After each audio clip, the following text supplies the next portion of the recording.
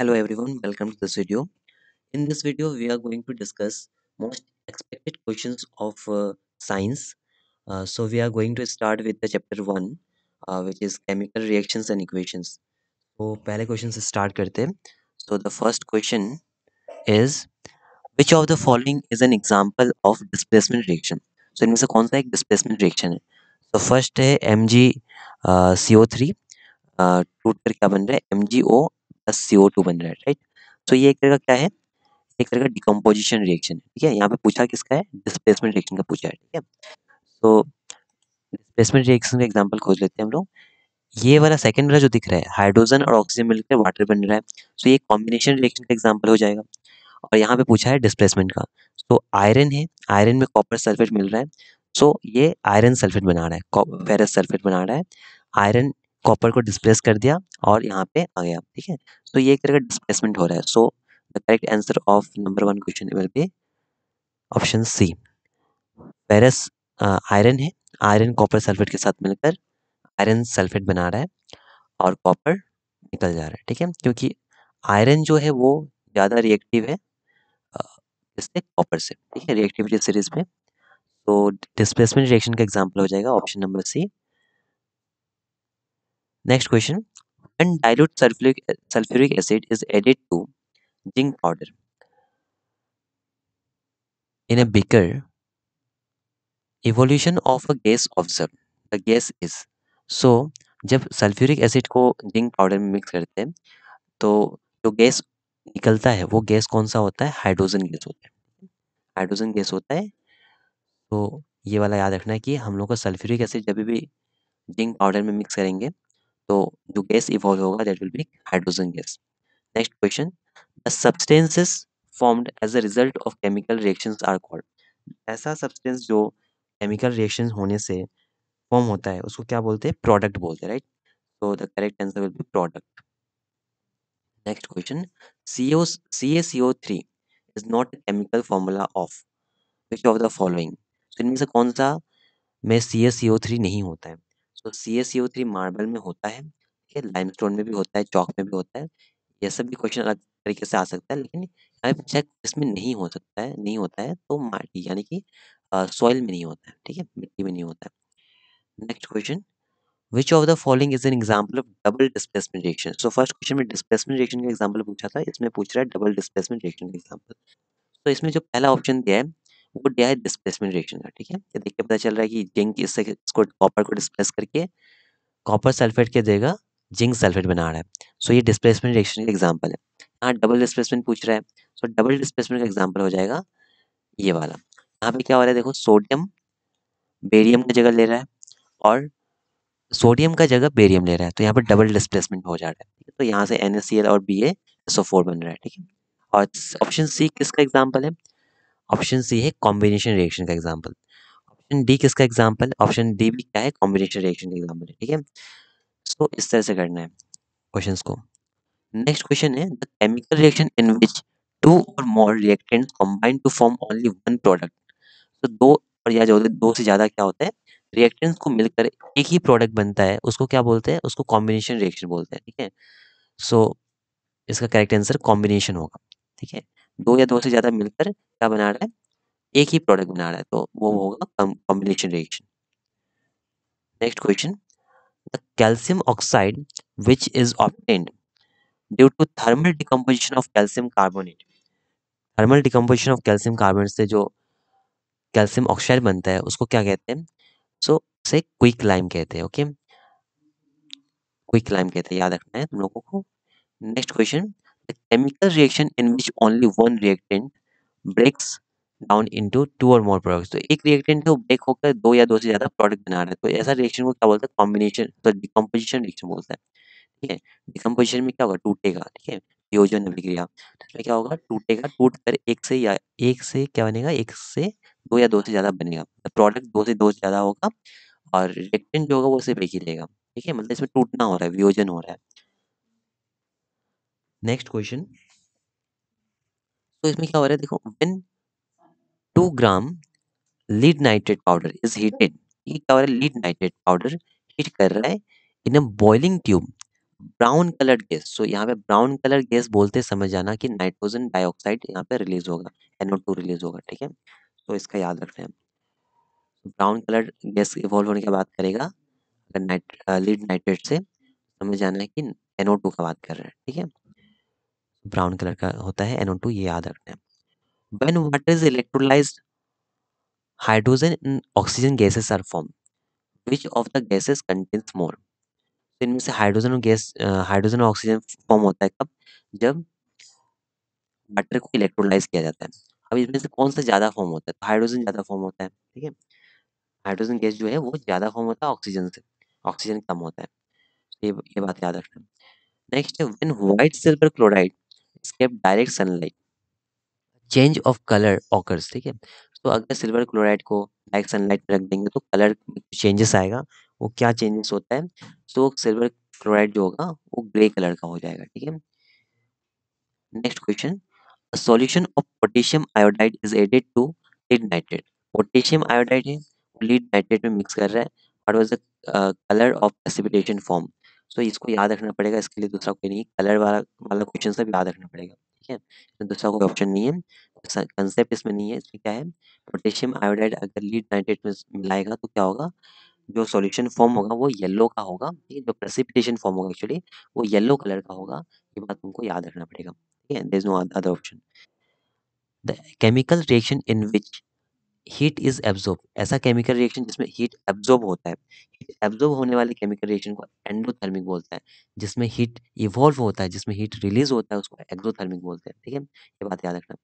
तो endothermic is the reaction in which heat is being absorbed and the exothermic is when the heat is released, okay. Next, number 14 question, the chemical reaction in which exchange of ions take place. Ions का exchange किस में होता है, exchange होने का मतलब क्या है, दोनों तरफ से होगा, दोनों तरफ से होगा इसका मतलब डबल डिस्प्लेसमेंट होगा, ठीक है। एक्सचेंज बोला है ना, एक ही तो ट्रांसफर नहीं होता, अगर ट्रांसफर होता तो एक ही होता, यहाँ पे दोनों में हो रहा है, एक्सचेंज हो रहा है, तो डबल डिस्प्लेसमेंट होगा। Next question, number 15, the chemical reaction in which produces insoluble product is known as. तो ऐसा रिएक्शन जिसमें इनसॉल्युबल प्रोडक्ट रिलीज होता है, तो ऐसा रिएक्शन जिसमें इनसॉल्युबल प्रोडक्ट रिलीज होगा उसमें क्या होगा, प्रेसिपिटेशन फॉर्म होने लग जाएगा, ठीक है। मतलब प्रेसिपिटेशन वगैरह फॉर्म होना शुरू हो जाएगा। तो ऐसा प्रेसिपिटेशन फॉर्म होने वाले रिएक्शन को बोलते हैं precipitation reaction, okay. Next question, the insoluble product formed in a chemical reaction is called. तो इसका ही क्वेश्चन आ गया, इनसॉल्युबल प्रोडक्ट को बोलते क्या है, तो प्रेसिपिटेशन बोलते हैं या फिर प्रेसिपिटेट बोलते हैं, ठीक है। जो बुंदा बुंदा रह जाता है रिएक्शन में उसको क्या बोलते हैं, प्रेसिपिटेट बोलते हैं। और उस टाइप के रिएक्शन को क्या बोलते हैं, प्रेसिपिटेशन रिएक्शन कहते हैं। Next question, question number 17, when copper powder is heated in a China dish it turns black. तो जब कॉपर पाउडर को चाइना डिश में चाइना डिश में डिप करेगा तो क्या होगा, यहाँ पे जो ब्लैक सब्सटेंस होता है उस ब्लैक सब्सटेंस को बोलते हैं कॉपर ऑक्साइड, ठीक है। इसमें कॉपर नहीं होगा, ऑक्सीजन नहीं होगा, कार्बन डाइऑक्साइड नहीं होगा, कॉपर ऑक्साइड फॉर्म होता है सॉलिड में, ब्लैक सब्सटेंस होता है, ब्लैक कलर का सब्सटेंस होता है, याद रखना। ब्लैक कलर का सब्सटेंस कॉपर ऑक्साइड होता है।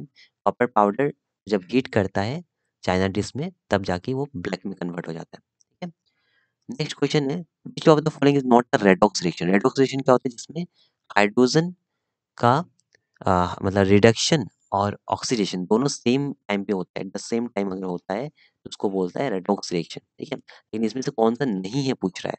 सो अगर देखा पहला वाला में तो कॉपर कॉपर ऑक्साइड है, उसमें हाइड्रोजन ऐड हुआ, तो कॉपर क्या हो गया, कॉपर रिड्यूस हो गया, और हाइड्रोजन क्या हो गया, ऑक्सीडाइज हो गया, यानी कि ये रेडॉक्स रिएक्शन है, ठीक है। लेकिन यहाँ पे पूछा है कौन सा नहीं है, तो नहीं है तो इसका मतलब ऑप्शन बी होगा, क्योंकि ऑप्शन बी साफ साफ दिख रहा है यहाँ पे। यहाँ पे ऑक्सीजन हाइड्रोजन का तो उतना लेन देन नहीं है, ठीक है। तो ये एक तरह का डबल डिस्प्लेसमेंट रिएक्शन है, अगर पूछ दे कि ये किस टाइप का रिएक्शन है तो डबल डिस्प्लेसमेंट रिएक्शन है, ठीक है। इसमें ये रेडॉक्स रिएक्शन हो रहा है, ये भी रेडॉक्स रिएक्शन हो रहा है, ठीक है।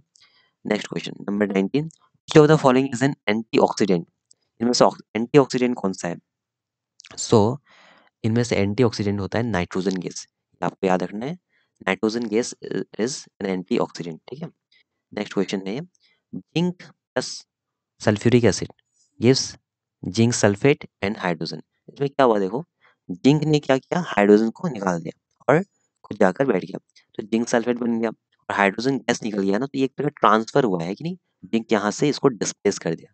डिस्प्लेस कर दिया इसका मतलब क्या, डिस्प्लेसमेंट रिएक्शन है, लेकिन यहाँ पे पूछा क्या है इसका, products of above reactions, question are, product क्या होगा, राइट। तो मतलब इसमें एकदम इजी क्वेश्चन दिया है, इसमें प्रोडक्ट पहचानने के बोल रहा है, ठीक है। इसमें क्या बोल रहा है, प्रोडक्ट पहचानने को दिया है, तो ये रिएक्टेंट होगा, ये प्रोडक्ट होगा, राइट। इनमें से प्रोडक्ट कौन सा, ये है या ये है, तो अपना जो राइट साइड का होता है वो प्रोडक्ट होता है, ये प्रोडक्ट है, ओके, ये क्या है, प्रोडक्ट है, और ये वाला क्या है, रिएक्टेंट है, ठीक है, ये रिएक्टेंट है। तो इसका ऑप्शन नंबर डी जो होगा वो करेक्ट होगा, ठीक है, ऑप्शन नंबर डी करेक्ट है, ये वाला zinc sulphate plus hydrogen gas is product. Next question, यहाँ पे ये जो रिएक्शन हो रहा है ये किस टाइप का रिएक्शन है। सो ये यहाँ पे देखो दो चीज मिल गया और कैल्शियम हाइड्रोक्साइड बन गया, ठीक है, CaO और प्लस वाटर दोनों मिलकर क्या बना है, कैल्शियम हाइड्रोक्साइड, तो दोनों मिलकर क्या बना है, calcium hydroxide, which is kind of combination reaction, right.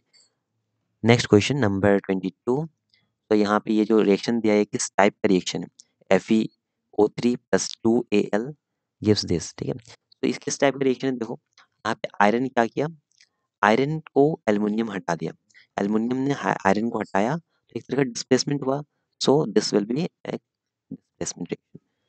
Number 23, so what happens when dilute hydrochloric acid is added to iron fillings, तो आयरन फ्लेक्स में जब ऐड करेगा तो क्या होगा, तो ये एनसीईआरटी का क्वेश्चन है, क्वेश्चन ऑप्शन नंबर 1 होगा, hydrogen gas and iron chloride will be produce, ठीक है।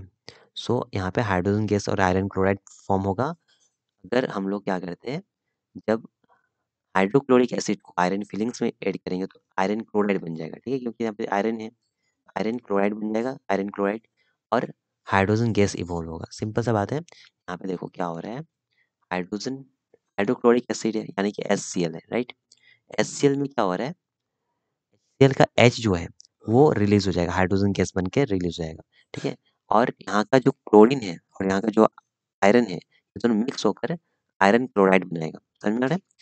नेक्स्ट क्वेश्चन नंबर 24, इसमें ये किस टाइप का रिएक्शन पूछ रहा है, ठीक है, 24 डबल डिस्प्लेसमेंट टाइप का रिएक्शन है, देखो क्यों, क्योंकि यहाँ पे सोडियम है, सोडियम बेरियम की जगह चला गया, बेरियम सोडियम की जगह आ गया, तो उस तरह से प्रोडक्ट बनाया ना, इसलिए डबल डिस्प्लेसमेंट, दोनों डिस्प्लेस कर रहे हैं इसलिए।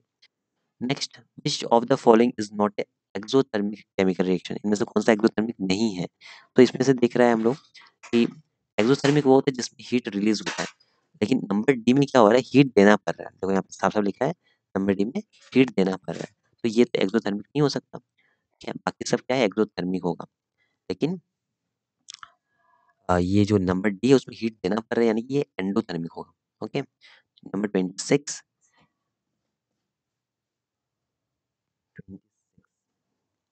सो नंबर 26 में क्या हो रहा है, ये एक तरह का ऐसा रिएक्शन हो रहा है जिसमें सनलाइट देना पड़ा, ठीक है, सनलाइट देना पड़ा, एक तरह का सनलाइट क्या होता है, हीट होता है, तो सनलाइट एक तरह का हीट है, राइट, तो हीट देना पड़ा इसका मतलब क्या हो गया, एंडोथर्मिक रिएक्शन हो गया, ठीक है, अगर यहाँ पे हीट रिलीज होता तो एक्सोथर्मिक, हीट क्योंकि देना पड़ा देन क्या हो जाएगा, ये एंडोथर्मिक रिएक्शन हो जाएगा, समझ में आया। Next question,